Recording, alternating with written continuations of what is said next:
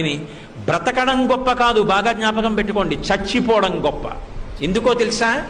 బ్రతకడం ఎలాగైనా బ్రతుకుతారు. ఆకలి, దాహము, జీర్ణము ఈ మూడు ఉంటే మనిషి ఎలా అయినా బ్రతకచ్చు. వేళపట్టున ఆకలేసి కుడితి తాగినా జీర్ణం అయిపోతే, ఆవు తింటున్న మినప్పొట్టు తినేసిన జీర్ణం అయిపోతే ఇబ్బంది లేదు.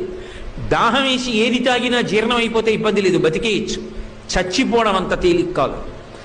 మంచాన పడి తన మలమూత్రములను తాను విసర్జించలేకపోతే వాడు రోజు రోజు క్షణం క్షణం చచ్చిపోయినట్టే.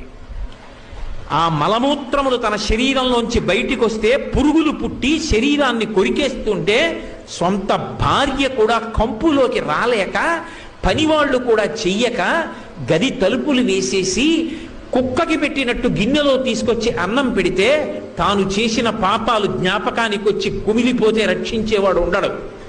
అనాయాసంగా